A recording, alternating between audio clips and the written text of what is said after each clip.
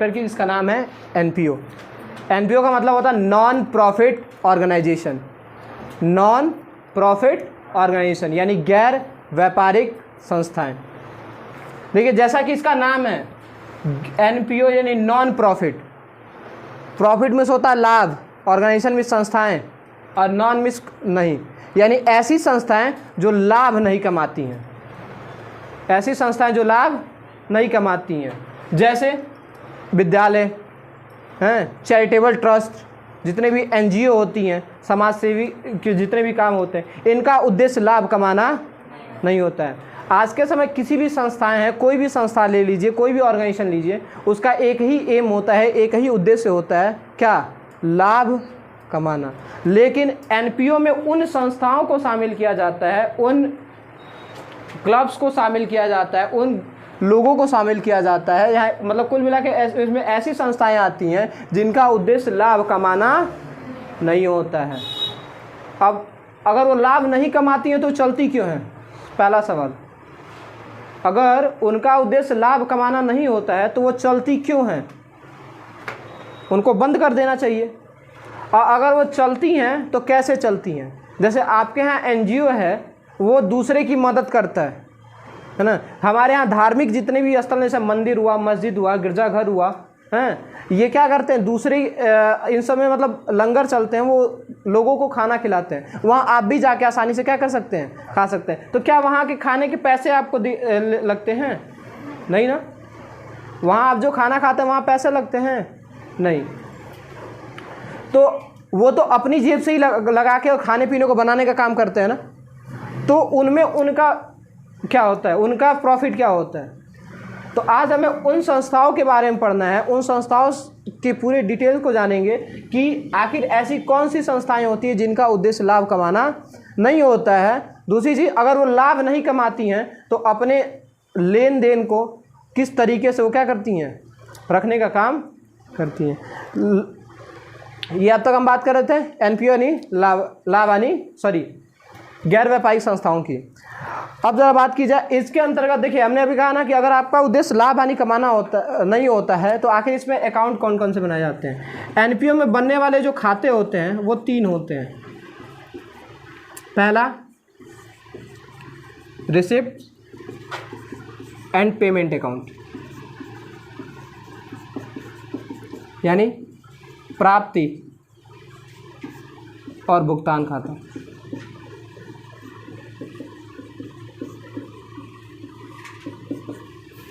दूसरा, income and expenditure account, आय व व्यय खाता। तीसरा होता है बैलेंस शीट।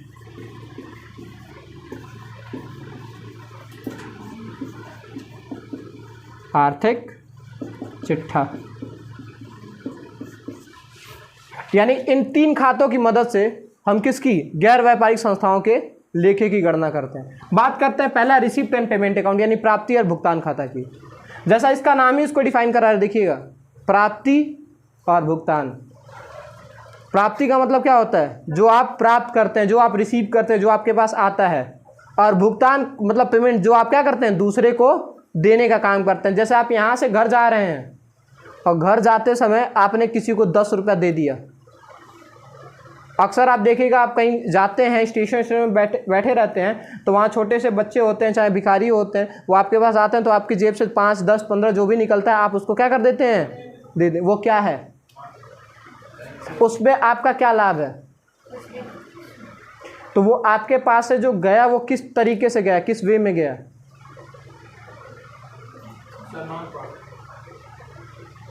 वो डोनेशन के रूप में जाता, दान के रूप में है। चाहे अभी दुर्गा पूजा आएगी, सरस्वती पूजा आएगी, दशहरा आएगा, हैं, तो इन सब में क्या होते हैं? क्या इकट्ठा करते हैं बच्चे? सब्सक्रिप्शन, चंदा इकट्ठा करते हैं। तो क्या उस चंदे का, जैसे अभी देखिए आपने पिछली बार भी देखा होगा, इस बार भी क्या होंगे? अभी आएंगे हमारे दोस्त मित्र यार रिश्तेदार, बहुत लोग हमारे आते हैं हमारे पास, हैं, वो कहते हैं प्रतीक भैया डोनेशन। यहाँ आपके बगल में मूर्ति रखी जा रही है इसी कॉलोनी में, तो वो अगर हम 200 देंगे तो वो सीधे 500 लेके चले जाते हैं। तो वो क्या है, सब्सक्रिप्शन है, चंदा है ना। उस 500 के बदले मुझे क्या मिलता है, कुछ नहीं ना। तो इसमें उन सारे चीज़ों को नोट किया जाता है जो प्राप्त हुई होती हैं, यानी जो हमें रिसीव हुई होती हैं, और जो हमसे क्या हुई होती हैं, मैंने दूसरे को दिया होता है, भुगतान किया होता है। ठीक है, यह एक वास्तविक खाता है। कौन सा खाता है, वास्तविक खाता है। वास्तविक खाते में क्या क्या आता है, संपत्ति आती है और दायित्व आता है, एसेट्स आते हैं और लायबिलिटीज आते हैं। ठीक है, दूसरे की बात करते हैं। दूसरा है income and expenditure account. Income का मतलब आय, एक्सपेंडिचर का मतलब व्यय। और आपको आय व्यय से पता है कि आय व्यय खाता जो है वो कौन सा खाता है, नॉमिनल अकाउंट है। कौन सा अकाउंट है, नॉमिनल अकाउंट है। और नॉमिनल अकाउंट के तहत आप ये देख सकते हैं कि इनकम एक्सपेंडिचर में आप देखिए, जैसा कि हमने रिसीप्ट और पेमेंट की बात की। रिसीप्ट और पेमेंट में क्या होता है, पहला रिसीव, दूसरा पेमेंट। ये दो चीज़ को ही रखा जाता है। रिसीप्ट और पेमेंट में क्या होता है, जो हमें मिला होता है, रिसीव किए होते हैं, और दूसरा पेमेंट जो हमने क्या किया होता है, भुगतान किया होता है। उस तरीके से इनकम और एक्सपेंडिचर में क्या क्या चीज़ें आती हैं, जो हमारे ऑर्गेनाइजेशन से, जो हमारे संस्था से आय और व्यय हुआ होता है। जितने आय होते हैं, जितने मतलब हमने कमा ली होती है, और जितने खर्चे हमने कर दिए होते हैं, ये दो चीज़ें हम कहाँ रखते हैं, इनकम और एक्सपेंडिचर अकाउंट्स में। जैसे देखिए, एक चैरिटेबल ट्रस्ट जो होगा, एक एनपीओ जो होगी, उस एनपीओ में आय कम होती है लेकिन व्यय ज़्यादा होते हैं। ठीक है, जैसे अक्सर आपने देखा होगा कि ठंडी आती है तो बहुत से ऐसे एनजीओ हैं, बहुत से ऐसे लोग हैं जो गरीब फुटपाथ पे रहने वाले लोगों को क्या, चद्दर, कंबल और खाना डिस्ट्रीब्यूट करने का काम करते हैं। वो उनके पास जिस पैसे से वो चद्दर, जिस पैसे से वो खाना, जिस पैसे से वो सारी चीज़ों को खरीदते हैं, वो पैसा किसका होता है, वो कहीं से कोई सरकार या कहीं से कोई उनको देने का काम नहीं करता है, वो पैसा उनका खुद का होता है। वो अपने पैसे से वो सारी चीज़ों को खरीद के और डोनेट करने का काम करते हैं, डोनेशन देते हैं, दान। उन्हीं डोनेशन को देख के बहुत लोग खुश होते हैं, तो लोग क्या करते हैं कि काम करिए, हमारा भी सहयोग उसमें ले लीजिए। 5,000 10,000 लोग अपनी खुशी से क्या करते हैं, उनको दे देते हैं कि लीजिए, इस पैसे का भी खरीद के किसी गरीब को क्या कर दीजिएगा, दान कर दीजिएगा। तो वो हमारी क्या है, आय है। कहीं और से हमने कोई कमाया नहीं ना। ये भी नहीं हो कि गवर्नमेंट हमें टाइम टू टाइम पेमेंट दे रही कि लीजिए इस पेमेंट का आप यूज़ करिए। तो वो एनजीओ होता है, वो एनपीओ होता है। जैसे मंदिर परिषद हुआ, मस्जिद परिषद हुआ, ठीक है, मंदिर, मस्जिद, गिरजाघर, ये सब जो धार्मिक स्थलें हैं, इनके अंदर जितनी भी मतलब कार्यक्रम लोगों के लिए किए जाते हैं, वो कहीं से पैसे आते नहीं हैं। लोगों के द्वारा श्रद्धा से मंदिर में किए गए दान, मस्जिद में किए गए दान के पैसे से काम को किया जाता है। ठीक है, स्कूल्स हुए, स्कूल का उद्देश्य या टीचर का उद्देश्य पैसे कमाना नहीं होता है, वो आपको क्या देता है, ज्ञान देने का काम करता है। तो ये दो चीज़ हमें समझ में, रिसिप्ट एंड पेमेंट अकाउंट, दूसरा इनकम और एक्सपेंडिचर। बैलेंस शीट से आपका पुराना परिचय है। 11 के फाइनेंशियल स्टेटमेंट आपने बैलेंस शीट पढ़ा है। अब बैलेंस शीट से आपका पुराना परिचय। बैलेंस शीट का मतलब होता है आर्थिक चिट्ठा। चाहे वो कोई भी संस्थाएं हो, व्यापारिक संस्थाएं हो चाहे गैर व्यापारिक संस्थाएं हो, दोनों संस्थाओं में अपनी आर्थिक स्थिति की ज्ञात करने के लिए, अपनी आर्थिक स्थिति की जांच करने के लिए कि हमारा जो बिजनेस है, हमारी जो संस्था है, हमारी जो दुकान है, वो किस स्थिति में चल रही है, उस स्थिति की जांच करने के लिए जो अकाउंट, जो खाता बनाया जाता है, उसका नाम है बैलेंस शीट, यानी आर्थिक चिट्ठा। इसमें एक साइड में संपत्तियों को रखा जाता है, दूसरी तरफ दायित्व यानी लाइबिलिटीज़ को रखा जाता है। लेकिन बैलेंस शीट की एक शर्त होती है कि इसकी संपत्ति और दायित्व दोनों का टोटल बराबर होना चाहिए। Is that clear everybody? अब बात करते हैं जरा पहले की कि रिसिप्ट और पेमेंट अकाउंट तैयार कैसे किया जाता है।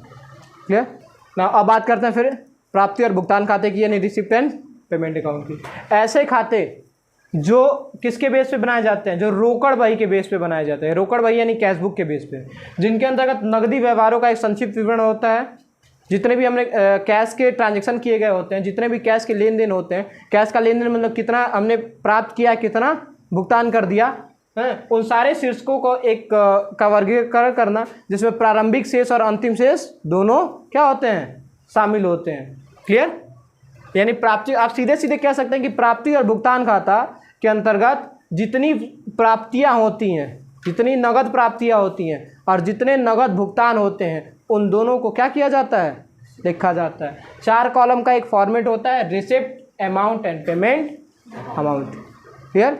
Receipt, amount, payment amount. Receipt side में सारे रिसिप्ट्स को नोट करेंगे और पेमेंट साइड में सारे पेमेंट्स को नोट किया जाता है। जैसे सबसे पहले आपको पता है कि बैलेंस आएगा, टू बैलेंस, बीडी यानी ब्रॉट डाउन।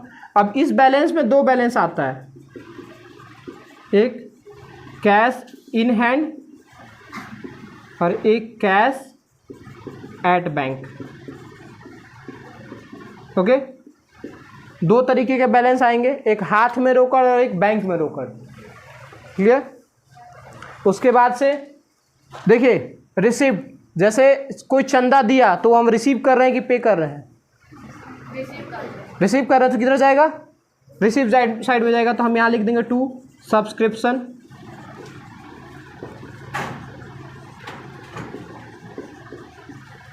किसी ने दान दिया, तो दान दिया तो क्या आ रहा है, हम रिसीव करेंगे कि पेमेंट करेंगे, रिसीव करेंगे ना, तो फिर उसको लिख लेंगे टू डोनेशन। क्लियर? यानी जैसे भी जितनी भी रिसिप्ट होंगी वो सारी रिसिप्ट आप क्या कर लेंगे, रिसिप्ट साइड में नोट कर लेंगे। अब जरा पेमेंट की बात कर लेते हैं। बैंक ओवरड्राफ्ट, बैंक ओवरड्राफ्ट क्या है, ये वो बैलेंस है, ये भी एक तरीके का बैलेंस होता है हमारा।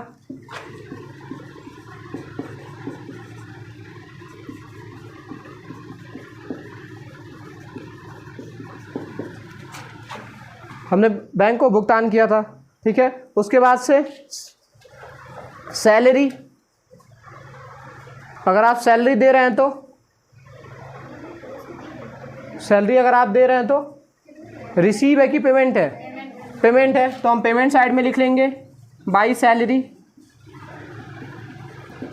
फिर उस तरीके से वेजेज क्या है, पेमेंट है। आप मजदूरी अगर दे रहे हैं तो वो क्या है, पेमेंट है। तो जितनी भी पेमेंट होगी हम क्या कर लेंगे, पेमेंट साइड में नोट कर लेंगे, और जितनी भी रिसीप्ट होगी वो हम रिसीव साइड में नोट कर लेंगे। रिसीव और पेमेंट में नोट करने के बाद हमें करना क्या होता है, हमें टोटल करना होता है। इसकी रिसीप्ट और पेमेंट की जो पूरी पीडीएफ, सॉरी पूरी जो फॉर्मेट है, जो ट्रांजेक्शन हम रिसीव साइड में लिखते हैं, जो ट्रांजेक्शन हम पेमेंट साइड में लिखते हैं, उसकी पीडीएफ आपको मिल जाएगी, आप उससे पूरा कंप्लीट कर लेंगे, ठीक है। अब एट लास्ट आते हैं, जब रिसीप्ट और पेमेंट अकाउंट बना लेते हैं उसके बाद हम क्या करते हैं, टोटल करते हैं। पेमेंट साइड का भी टोटल करेंगे और रिसीव साइड का टोटल करेंगे। जिधर का टोटल कम आएगा उधर लिखा जाता है टू एक्सेस इन। जैसे मान लीजिए पेमेंट का टोटल आ रहा है 1 लाख, लेट सपोज दैट, मान लेते हैं, और इन रिसीप्ट का टोटल आ रहा है 90,000, यानी हमने पेमेंट कितना कर दिया, 1 लाख का पेमेंट कर दिया और हमें रिसीव कितना हुआ, 90,000, 90,000 रिसीव हुआ। तो कितना कम रिसीव हो रहा है, 10,000 कम रिसीव हो रहा है। अब वो 10,000, पहले आप लेजर बनाते थे तो लिखते थे टू बैलेंस CD, पहले यहाँ भी क्या लिखेंगे, टू बैलेंस CD। जैसा बैलेंस आएगा वैसा हम बैलेंस क्या कर देंगे, यहाँ लिख देंगे। क्लियर, बात समझ में,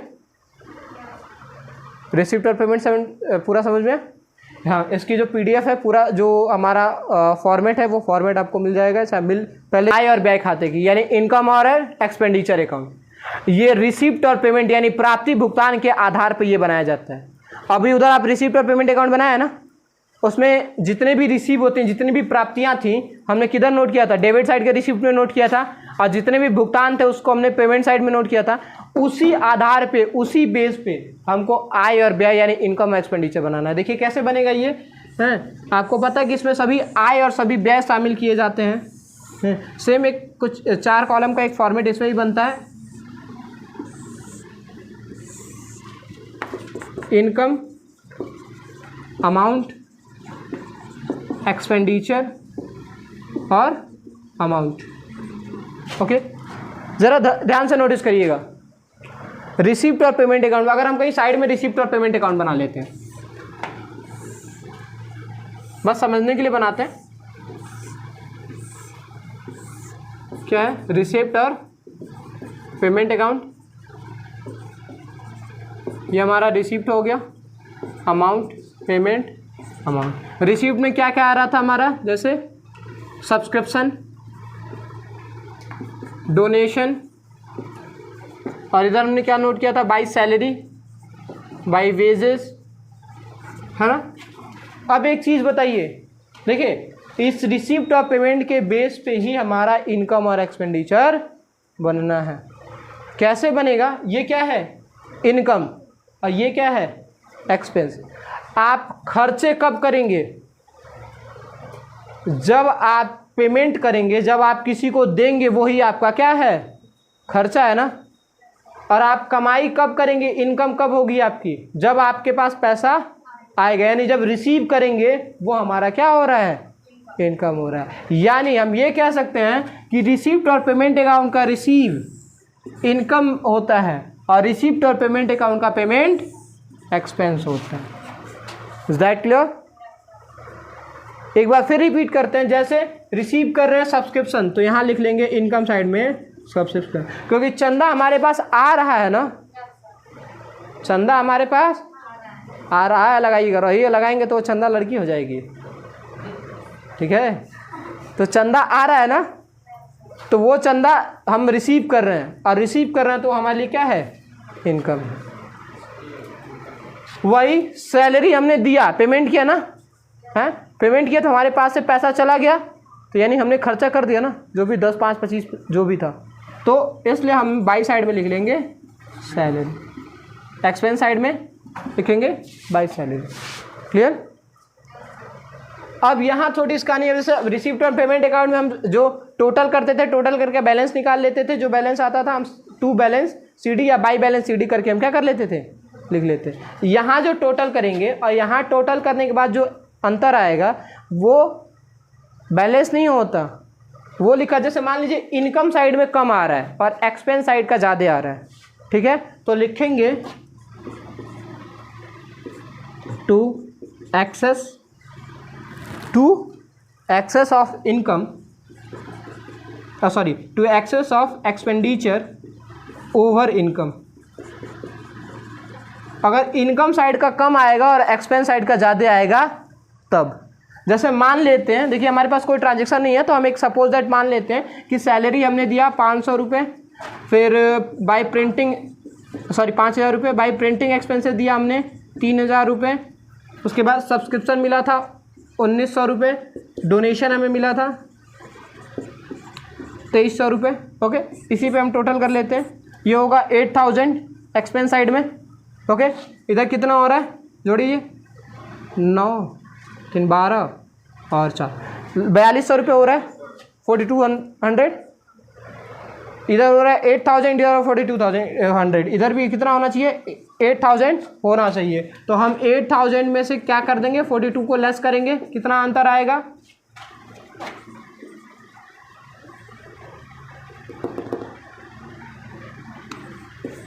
3,800 रुपये का अंतर आ रहा है ना। अब ये 3,800 रुपये किधर ज़्यादा आ रहा है, एक्सपेंस ज़्यादा आ रहा है, इनकम कम आ रहा है। तो अब हम लिखेंगे to excess of expenditure over income, यानी एक्सपेंस ज़्यादा है किसके ऊपर, इनकम के ऊपर। क्लियर। तो यहाँ लिख देंगे 3,800। लेट सपोज दैट यही ट्रांजेक्शन अगर उल्टा हो जाता है, इनकम ज़्यादा हो जाता है, एक्सपेंडिचर कम हो जा रहा है, तो हम क्या करेंगे, अब इधर लिखेंगे by excess of income over expenditure, यानी इनकम, अब इनकम ज़्यादा है किसके ऊपर, एक्सपेंडिचर के ऊपर। Is that clear. और कैजुअली बैलेंस शीट जो है पहले की तरीके से ही बनता है, बैलेंस शीट में भी वही पुराने फॉर्मेट को ही नोट किया जाता है, assets sorry liabilities amount and assets amount. जितनी भी हमारी संपत्तियां होती हैं संपत्ति साइड में नोट कर लेते हैं, जितने भी हमारे दायित्व होते हैं दायित्व साइड में नोट करके और हमें टोटल कर देता हो। जैसा कि मैंने पहले भी कहा था और अभी भी कहेंगे कि इसमें बस एक ही शर्त होती है, क्या, कि किसी भी कीमत पे बैलेंस शीट के संपत्ति और दायित्व का टोटल बराबर आना चाहिए। इन केस अगर ये बराबर नहीं आता है और आपके सारे ट्रांजेक्शन सही हैं फिर भी ये बराबर नहीं आता है, उस दशा में, उस कंडीशन में हम क्या कर लेते हैं, सस्पेंस अकाउंट बना के टोटल को क्या कर लिया जाता है, बराबर कर लिया जाता है। जो 6